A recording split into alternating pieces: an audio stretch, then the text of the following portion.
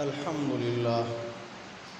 لله نحمده ونستعينه ونستغفره ونؤمن به ونتوكل عليه ونعوذ بالله من شرور أنفسنا ومن سيئات أعمالنا من يهده الله فلا مضل له ومن يضلله فلا هادي له ونشهد أن لا إله إلا الله وحده لا شريك له ونشهد أن سيدنا ومولانا محمدا عبده ورسوله أما بعد فأعوذ بالله من الشيطان الرجيم بسم الله الرحمن الرحيم يا أيها الذين آمنوا أوفوا بالعقود وقال تبارك وتعالى في مقام آخر والموفون بعهدهم وقال تعالى وأوفوا بالعهد إن العهد كان مسؤولا وقال تبارك وتعالى يوفون بالنذر ويخافون يوما كان شره مستطيرا آمنت بالله صدق الله العظيم وصدق رسوله النبي الكريم ونحن على ذلك لمن الشاهدين والشاكرين والحمد لله رب العالمين إن الله وملائكته يصلون على النبي يا أيها الذين آمنوا صلوا عليه وسلموا تسليما اللهم صل على محمد النبي الأمي وعلى آله وسلم تسلیما كثيرا كثيرا اما بعد میرے مسلمان بھائیوں، پچھلے 2 جمعوں سے ہمارا قسم کے متعلق بیان تھا۔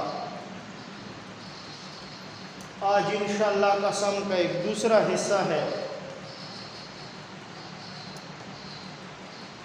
اور وہ ہے نظر کا بیان۔ آج نظر کے متعلق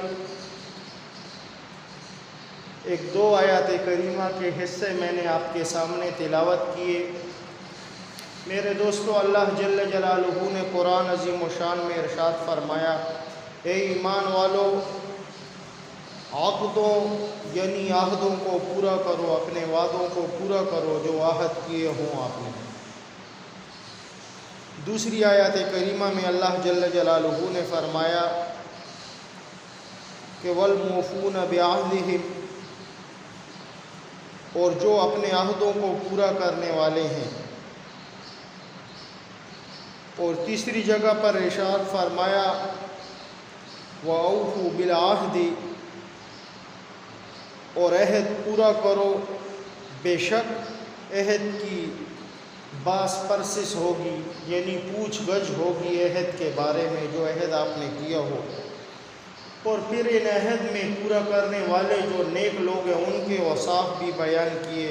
فرمایا یوفون بالنذر ویخافون یوما کان شرہ مستطیرا، جو اپنی نظر کو پورا کرتے ہیں وہ اس دن سے ڈرتے ہیں جس کی شر اور آفت ہر طرف پھیلی ہوئی ہوگی۔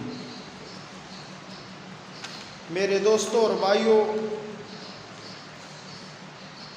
نظر کسی ایسی نیکی کو اپنے اوپر لازم کر لینا جو اس کے ذمہ شرعاً واجب نہ ہو، اس کو اصطلاح میں نظر کہتے ہیں۔ نظر در حقیقت خیر اور نیکی کا ایک وعدہ ہے، ایک عہد ہے۔ اگر یہ عہد خلاف شریعت نہ ہو تو اس کا پورا کرنا پھر فرض ہے۔ اگر خلاف شریعت نہ ہو تو اس کا پورا کرنا پھر فرض ہے۔ اور جیسے میں نے عقد کی بات کی، وعدوں کی بات کی، تو عقود عقد کی جمع ہے جس کے لفظی معنی ہے گرا لگانے کے، گٹھان لگانے کے۔ اس کا اطلاق اس پختہ وعدے پر ہوتا ہے جو 2 شخصوں کے درمیان طے پا جائے، خواہ عقد نکاح ہو یا لین دین کا کوئی عقد ہو، لین دین کا کوئی معاملہ ہو۔ یہاں اس سے مراد ہر قسم کے معاہدے ہیں، خواہ وہ انسان اور اس کے خالق و مالک کے درمیان ہو یا لوگوں کا آپس میں ایک دوسرے کے درمیان ہو۔ اس میں اقرار و قسم، نظر، عقد نکاح، عقد شرکت، عقد مزاربت اور بیع شراء، ملک، قوم اور لوگوں کی باہمی عہد و پیمان اور وہ عہد میثاق جو اللہ جل جلالہ اور اس کے بندوں کے درمیان ہوں، یہ سب داخل ہیں۔ اور ان سب کو پورا کرنا، اور ان سب کے پورا کرنے کا ہمیں اللہ جل جلالہ نے حکم دیا ہے۔ میرے دوستو، اسی وجہ سے اللہ جل جلالہ نے قرآن عظیم و شان میں فرمایا، اور ان منافقین میں سے بعض لوگ وہ ہیں جنہوں نے اللہ تعالیٰ سے عہد کیا تھا کہ اگر وہ ہمیں اپنے فضل سے مال کی فراوانی عطا فرمائیں تو ہم ضرور صدقہ اور خیرات کیا کریں گے، اور ہم اس مال کے ذریعے اللہ تعالیٰ اور اس کے بندوں کے حقوق کو پورا کریں گے اور نیکوکاروں میں سے ہو جائیں گے۔ پھر اللہ جل جلالہ نے جب ان کو اپنے فضل سے مال و دولت عطا فرمایا تو اس میں وہ بخل کرنے لگے اور وہ اپنے عہد اور وعدوں سے منہ پھیرنے لگے، اور وہ تو عادتاً روگردانی کرنے والے ہیں، تو ان کی اس بے عہدی اور وعدہ خلافی کی عادت کا نتیجہ یہ ہوا کہ اللہ تعالیٰ نے ان کے دلوں میں نفاق کو پختہ کر دیا۔ ان کے دلوں میں اللہ جل جلالہ سے ملنے کے دن تک یہ نفاق قائم رہے گا۔ یہ سزا ان کو اس لیے ملے گی کہ انہوں نے اللہ جل جلالہ سے جو وعدہ کیا تھا اسے پورا نہیں کیا، اس لیے وہ جھوٹ بولا کرتے تھے۔ منافقین کی یہ نشانی بھی اس نظر کے متعلق بیان کی گئی ہے کہ وہ جھوٹ بولا کرتے تھے۔ اللہ جل جلالہ نے ان کے دلوں میں نفاق پیدا کر دیا، منافقینوں میں سے ہو گئے، یعنی کوئی نظر مان لیتے تھے منافقین لوگ تو اسے پورا نہیں کرتے تھے بلکہ جھوٹ بولا کرتے تھے، یعنی یہ کہتے تھے کہ اللہ جل جلالہ نے ہمیں مال دے دیا تو ایسی خیرات کریں گے اور یہ کریں گے اور وہ کریں گے۔ جب وقت پر ان کو مال مل گیا تو اپنے وعدے سے روگردانی کر دی، وہ نظر پھر بھول گئے اپنی۔ تو اللہ جل جلالہ نے ہمیشہ کے لیے منافقین کے دل میں یہ نفاق ڈال دیا اور ان کے دل سیاہ ہو گئے، کالے ہو گئے، ان کے دل زنگ لگ گیا ان کو۔ میرے دوستو، تو یہ منافقین کے لیے اللہ جل جلالہ نے فرمایا جو جھوٹے وعدے اور جھوٹے عہد کرتے تھے اور اس کے بعد اس سے روگردانی کر لیتے تھے، وعدہ کر کے وعدے سے پھر جاتے تھے، تو ان کے متعلق اللہ جل جلالہ نے فرمایا۔ لیکن یہاں مومنوں کی ایک خصلت بھی فرمائی، یوفون بالنذر وَيَخَافُونَ يَوْمًا كَانَ شَرُّهُ مُسْتَطِيرًا، جو اپنی نظر کو پورا کرتے ہیں وہ اس دن سے ڈرتے ہیں جس کی شر اور آفت ہر طرف پھیلی ہوگی، یعنی قیامت کے دن۔ سورہ دہر میں اللہ جل جلالہ نے فرمایا۔ اس آیات کریمہ میں اہل جنت کے عظیم انعامات کا سبب نظروں کو پورا کرنا قرار دیا گیا ہے، جو نظروں کو پورا کرتے تھے جنتی لوگ۔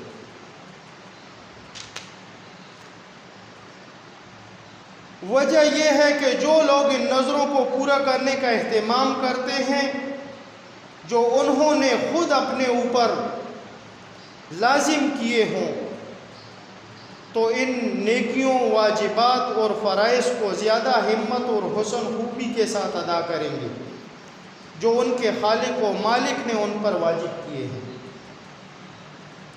میرے دوستو، اوپر والی آیاتوں سے یہ بھی معلوم ہوا کہ نظر کسی نیک کام اور عبادت کی مانی جاتی ہے، مثلا نوافل، نفلی روزے ہو گئے، نفلی صدقہ ظاہر ہے کہ عبادت کا مستحق صرف اللہ ہی ہے، اس لیے اللہ تعالیٰ کے سوا کسی بھی مخلوق خواہ فرشتہ ہو یا نبی ہو، خواہ وہ اللہ کا ولی ہو یا کوئی اور، سب کی نظر و مت یعنی نظر ماننا کسی پر اللہ کے ماں سوا سب کے اوپر حرام ہے۔ اللہ کے ماں سوا کسی کے اوپر ماننا یہ سب حرام ہے، چاہے وہ کسی نبی کے لیے مانے، کسی ولی کے لیے مانے، کسی صحابی کے لیے، اللہ کے ماں سوا۔ یعنی ایک شخص اپنی زبان سے یہ الفاظ کہے کہ میرا یہ کام ہو گیا تو میں 10 اونٹ ذبح کروں گا، لیکن کس کے نام پر؟ اللہ کے نام پر۔ اگر یہ کہہ دیا کہ فلاں کے نام پر، تو یہ صراحتاً شرک و کفر ہے، یہ حرام ہے۔ اور پھر اگر ایک شخص نے نظر مانی اس طریقے سے کہ اگر میرا فلاں کام ہو گیا تو میں مثلاً 10 روزے رکھوں گا، یا اور کوئی چیز مان لے کہ 10 مسکینوں کو کھانا کھلاؤں گا، یا اور کوئی ایسی نظر مان لے، تو یہ عبادت ہے اور اس میں ثواب ہے۔ یہ عبادت ہے اور اس میں ثواب ہے۔ جب اس کا یہ کام ہو جائے تو شرعاً اس پر یہ واجب ہے کہ یہ اس کو پورا کرے۔ بعض اوقات انسان کو پتہ نہیں ہوتا تو زیاد لاعلمی کی وجہ سے انسان زبان سے ایسے الفاظ نکال دیتا ہے کہ جس کے بارے میں اس کو پتہ نہیں ہوتا، جس کے بارے میں اس کو پتہ نہیں ہوتا، لاعلمی کی وجہ سے انسان سے ہو جاتا ہے۔ ایک مرتبہ ایک صحابی کی بہن تھی، اس نے نظر مانی تھی کہ میں پیدل حج کے لیے جاؤں گی اور ننگی جاؤں گی، ننگے سر۔ جب حضور نبی کریم صلی اللہ علیہ وآلہ وسلم سے یہ بات بیان کی گئی تو حضور نبی کریم صلی اللہ علیہ وآلہ وسلم نے فرمایا کہ جاؤ اپنی بہن سے کہو کہ سوار ہو کر جائے اور دوپٹہ سر پر پہنے۔ لیکن اب یہ نظر کا معاملہ ہے، نظر اس نے مانی تھی تو پھر کیا ہوگا؟ تو آقا علیہ الصلوۃ والسلام نے فرمایا ان سے کہ 3 روزے بھی رکھیں۔ کیا فرمایا؟ 3 روزے بھی رکھیں۔ یعنی یہ 3 روزوں کو اسے کیوں کہا گیا؟ کیونکہ اس نے جو نظر مانی تھی یہ تو خلاف اولا تھی، اس وجہ سے ننگے سر عورت کا پھرنا شرعاً جائز نہیں ہے۔ پھر دوسری اس نے اپنے اوپر یہ مشقت طاری کر دی، لا علمی کی وجہ سے یہ مشقت آ گئی اس پر کہ اب وہ پیدل حج کے لیے جائے گی، جب سوار ہونے کے لیے اونٹ ہے، سہولت اللہ جل جلالہ نے اسے دی ہے۔ تو اسی وجہ سے آقا مولا حضرت محمد مصطفیٰ ربی صلی اللہ علیہ وسلم نے اس صحابی سے فرمایا کہ اپنی بہن سے کہو کہ سوار ہو کر جائے اور سر پر دوپٹہ پہنے، اپنے سر کو ڈھانپ کر جائے۔ میرے دوستو، ایک ابو اسرائیل کا ایک واقعہ ہے ایسے ہی نظر کے متعلق کہ اس نے ایک نظر مانی تھی کہ میں دھوپ میں کھڑا رہوں گا اور کسی سے بات چیت نہیں کروں گا، دھوپ میں کھڑا رہوں گا اور کسی سے بات چیت نہیں کروں گا۔ حضور نبی کریم صلی اللہ علیہ وآلہ وسلم خطبہ ارشاد فرما رہے ہیں، اور جب ان پر نظر پڑی تو پوچھا کہ یہ ابو اسرائیل کیوں کھڑا ہے؟ تو جب اس سے پوچھا گیا تو اس نے کہا کہ یہ میں نے نظر مانی تھی کہ میں دھوپ میں کھڑا رہوں اور کسی سے بات چیت نہیں کروں۔ حضور نبی کریم صلی اللہ علیہ وآلہ وسلم نے اسے بلایا اور فرمایا چھاؤں میں آ کر بیٹھو، سائے میں آ کر بیٹھو اور بات چیت بھی کرو، اللہ کا ذکر کرو، اللہ کا ذکر بھی کرو۔ میرے دوستو، بعض وقت انسان کی زبان سے کچھ ایسے الفاظ نکلتے ہیں، ایک شخص کہتا ہے کہ میں نے قسم کھا لی ہے نعوذ باللہ کہ میں ناجائز قتل کرتا رہوں گا، میں نے یہ نظر مان لی ہے، یا کسی سے بات نہیں کروں گا، یا نماز نہیں پڑھوں گا، نعوذ باللہ ثم نعوذ باللہ۔ جاہلیت ابھی بھی ہمارے معاشرے سے ختم نہیں ہوئی ہے۔ بعض لوگوں کی باتیں ایسی ہوتی ہیں جو بالکل قرآن اور حدیث کے خلاف ہوتی ہیں۔ ایک شخص نے ایسی الٹی سی نظر مان لی تو اس کا شریعت میں حکم کیا ہے، اس کے لیے کیا ہوگا؟ فقہا حضرات لکھتے ہیں یہ ایک قسم کی قسم ہے، فرماتے ہیں کہ اس شخص کو چاہیے کہ یہ اپنی اس نظر کو توڑ دے۔ اب کیا ہوگا، اس پر کوئی کفارہ ہے یا نہیں؟ تو جیسے قسم کا کفارہ میں نے ذکر کیا تھا، یا 3 مسکینوں کو 3 روزے رکھے گا، یا 10 فقراء مساکین کو کھانا کھلائے گا، یا ان کو لباس دے گا، نارمل کپڑا دے گا ان کو جسم ڈھانکنے کا، تو یہ پھر اس کا کفارہ ہے۔ جیسے قسم کے متعلق ذکر ہوا، یہ نظر بھی بعض لوگ مانتے ہیں لیکن ان کو نظر ماننے کا ادب نہیں ہوتا۔ زمانے جاہلیت سے ایک چیز چل رہی ہے، کہتے ہیں کہ میرا فلاں کام ہو گیا تو میں، وہ پشتوں میں کہتے ہیں کہ زما دا کارش نظم افلان کی بابا پدوم مان دیدم رگڑانا لالوما، وہ اللہ کا ولی ہے، تم یہ کہہ سکتے ہو کہ اللہ جل جلالہ نے اگر میرا یہ کام کر دیا تو میں اللہ کی رضا کے لیے اتنی خیرات کروں گا، ثواب اس کو بخشتا ہوں۔ ایصال ثواب کس کے لیے؟ فلاں کے لیے۔ تب یہ تمہارا نظر کا ماننا جائز ہے اور صحیح ہے۔ اور یہ الٹی باتیں اگر زبان سے نکالی تو یہ شرعاً جائز نہیں، یہ گناہ کبیرہ ہے اور یہ حرام ہے، اس کو حرام قرار دیا گیا ہے شریعت میں۔ اللہ جل جلالہ نے قرآن عظیم الشان میں اسے حرام قرار دیا۔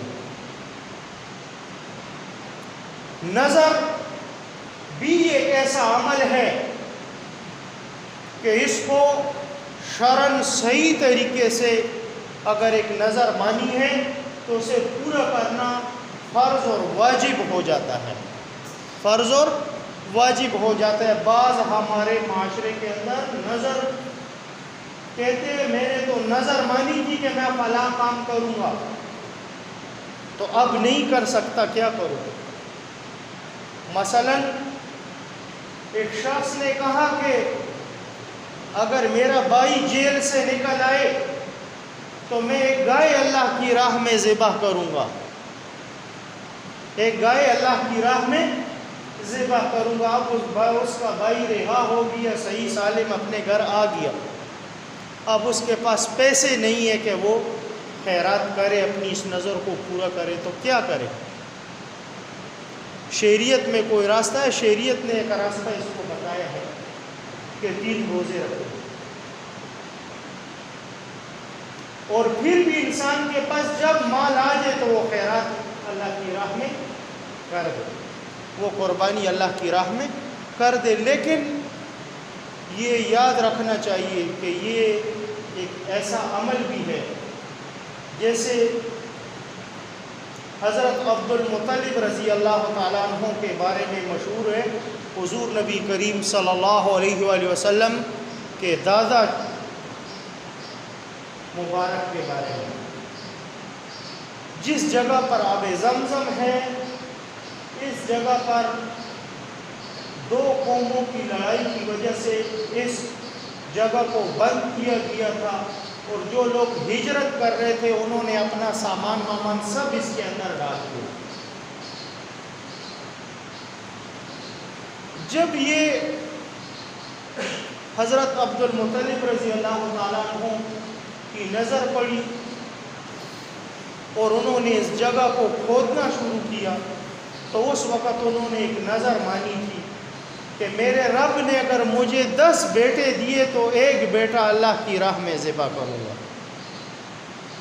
سیرت کی کتابوں نے بھی لکھا ہے، اصحاب سیر نے اس پر بہت لمبی بحث کی ہے۔ سیرت کی کتابوں میں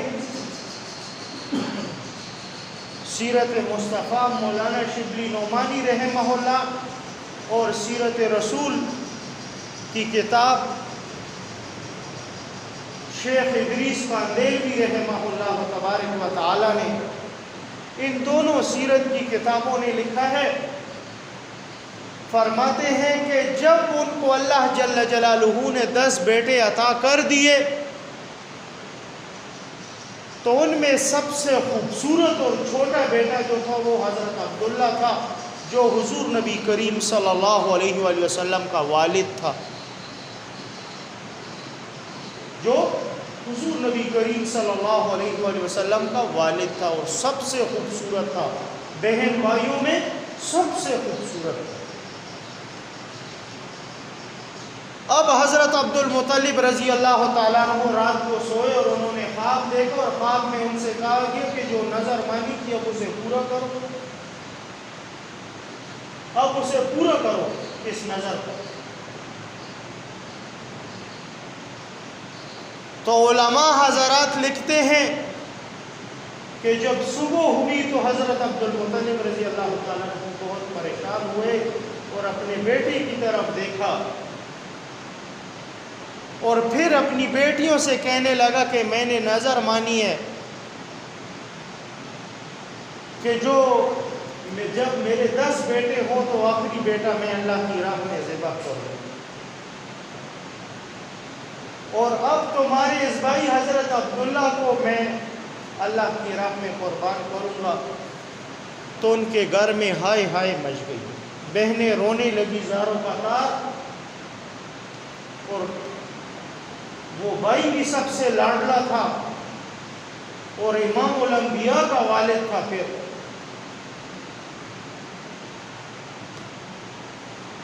تو اس وقت کے جو علماء تھے، فقہاء تھے، جو بھی لوگ تھے، بزرگ تھے، سب سے انہوں نے رائے لی، تو متفقہ اس بات پر یہ فیصلہ ہوا کہ ایک چٹھی پر عبداللہ کا نام لکھو اور دوسری چٹھی پر اونٹ لکھو۔ تو اونٹ نکالتے گئے، پرچی کھولتے گئے تو عبداللہ کا نام آتا ہے، پرچی کھولتے گئے عبداللہ کا نام آتا ہے، پرچی کھولتے گئے عبداللہ، یہاں تک کہ 99 تک بات پہنچ گئی، 100 تک۔ آخر میں حضرت عبداللہ کا نام نکلا اور آخر میں اونٹ نکلے تھے۔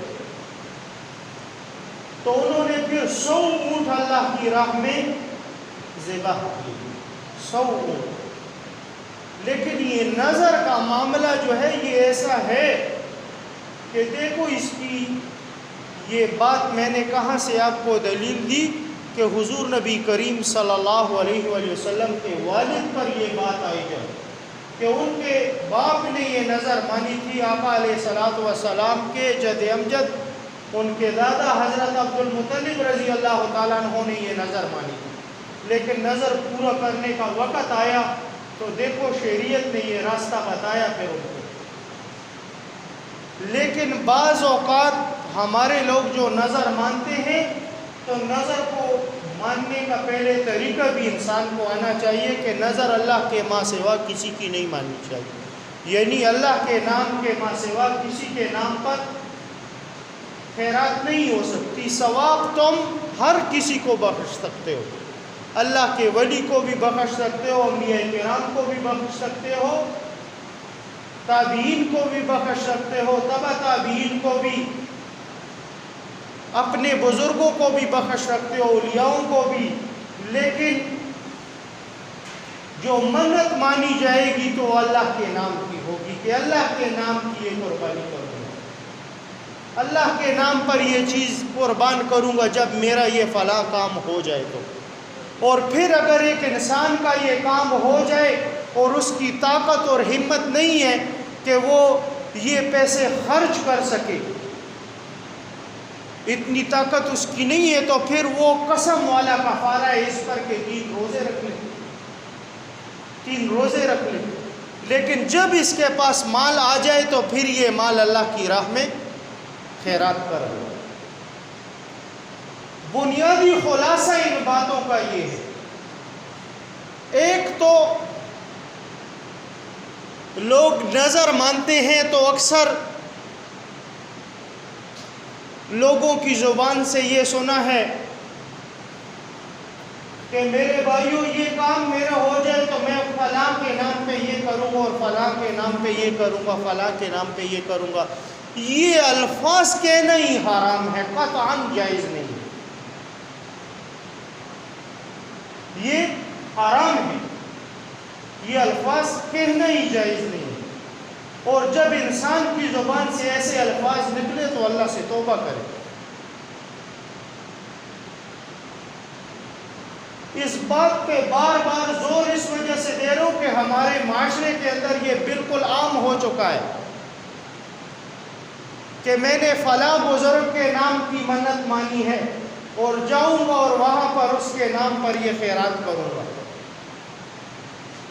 تو یاد رکھو کہ نہ یہ خیرات ہوئی اور نہ تمہارا ثواب ہوا، بلکہ تم نے حرام اور کفر کیا، گناہ کبیرہ میں مبتلا ہو گئے۔ تم یہ الفاظ اس طریقے سے کہو گے، اس کا صحیح طریقہ کیا ہے؟ صحیح طریقہ اسلام نے یہ بتایا ہے کہ اگر اللہ جل جلالہ نے میرا یہ فلاں کام کر دیا تو میں اللہ جل جلالہ کے نام پر یہ فلاں چیز ذبح کروں گا، یا اتنے پیسے دوں گا، یا اتنا مال دوں گا، اور ثواب فلاں ولی کو بخشتا ہوں، ثواب فلاں ولی کو بخشتا ہوں۔ صحیح طریقہ یہ ہے جو صحابہ سے بھی ثابت ہے، تابعین سے بھی، تبع تابعین سے بھی، فقہا سے بھی اور محدثین سے بھی۔ یہ صحیح طریقے ہم کو سیکھنے چاہیے۔ یاد رکھو ہماری زبان کا ایک لفظ نکلا ہوا اگر وہ شرک سے تعلق رکھے گا تو کل قیامت کے دن اس کا حساب ہمیں دینا پڑے گا، کل قیامت کے دن اس کا حساب ہمیں دینا پڑے گا۔ ابراہیم ابن ادم رحمہ اللہ ایک بہت بڑے ولی اور بزرگ تھے۔ ایک مرتبہ رات کو دودھ پیا اور پیٹ میں درد ہو گیا ان کے، تو زبان سے صراحتاً یہ الفاظ نکل گئے ان کے کہ میں نے یہ دودھ پیا ہے، اس دودھ کی وجہ سے میرے پیٹ میں درد ہو گیا، میں نے یہ دودھ پیا ہے، اس دودھ کی وجہ سے میرے پیٹ میں درد ہو گیا۔ جب ابراہیم ابن ادم رحمہ اللہ اس دنیا سے تشریف لے گئے تو ایک مرید کو، ایک شاگرد کو خواب میں آئے، تو شاگرد خواب میں استاد سے مخاطب ہوتا ہے اور کہتا ہے کہ تم تو اللہ کے بہت بڑے ولی تھے، اللہ نے تمہارے ساتھ قبر میں کیا معاملہ کیا؟ تو ابراہیم ابن ادم رحمہ اللہ نے فرمایا کہ جب مجھے اللہ کے سامنے پیش کیا گیا تو اللہ جل جلالہ نے مجھ سے سوال کیا کہ ابراہیم ابن ادم تم کیا لائے ہو؟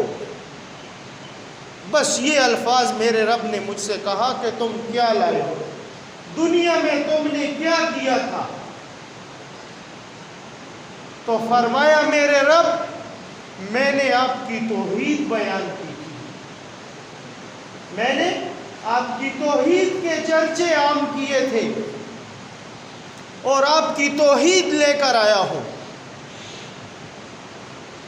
تو فرمایا میرے رب نے مجھ سے کہ تمہارے پاس کیا دلیل ہے کہ تم میری توحید کے چرچے عام کر کے آئے ہو اور تم میری توحید لے کر آئے ہو، تم وحدانیت لے کر آئے ہو، میری تمہارے پاس ثبوت کیا ہے؟ تو فرمایا میں بہت پریشان ہو گیا اور ڈر گیا. فرمایا میرے رب نے مجھ سے پھر مخاطب ہوا اور کہا کہ اے ابراہیم بتاؤ وہ دودھ والی رات تمہیں یاد ہے کہ تمہارے پیٹ پر درد میں نے کیا تھا اور تم نے دودھ کی طرف بات منسوب کی کہ اس دودھ کی وجہ سے میرے پیٹ میں درد ہوا ہے. تو فرمایا پھر میری زبان سے صراحتاً یہ الفاظ نکلے کہ میرے رب میری پوری زندگی کی عبادت اور آپ کی وحدانیت جو بیان کرتا رہا لوگوں سے، میری کوئی عبادت کسی کام کی نہیں، میری بخشش ہوگی تو آپ کے فضل سے ہوگی. تو فرمایا میرے رب نے مجھے معاف کر دیا. لیکن اتنا بڑا ولی جس نے ساری زندگی اللہ میں گزار دی اور زبان کے ایک الفاظ کی وجہ سے کہ وہ الفاظ توحید کے خلاف ہے اور اس پر اس کی پکڑ ہوتی ہے. تو اور میں جو نظریں مانتے ہیں تو نظر کا تو ہمیں صحیح طریقہ سیکھنا چاہیے پہلے کہ نظر کہتے کس کو ہے. نظر عربی زبان کا ایک لفظ ہے اور اس کے معنی ہے گٹان لگانے کے، گراں باندھنے کے، ایک کام کو مضبوط کرنا، اپنے اوپر لازم کرنا اور واجب کرنا اور فرض کرنا. اور یہ واجب اور فرض اور لازم تمہارے اوپر شرعاً اس طرح سے ہوگا کہ جب اسے شریعت کے دائرے میں صحیح طریقے سے ادا کرو گے. نظر مانو گے تم تو اللہ کے ماں سوا کسی کی نظر ماننا جائز نہیں ہے.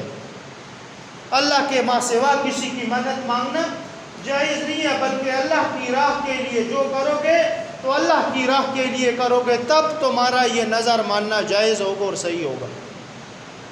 لیکن اگر اللہ کے ماں سوا کسی کے لیے ہوگا کہ میں فلاں کے نام پر یہ ذبح کر رہا ہوں یا فلاں کے نام پر یہ خیرات کر رہا ہوں یا فلاں کے نام پر، تو یاد رکھو پھر قیامت کے دن اس خیرات کا کوئی حصہ تمہیں نہیں ملے گا، بلکہ یہ ہے کہ اللہ جل جلالہ کے ساتھ تم نے شرک کر دی.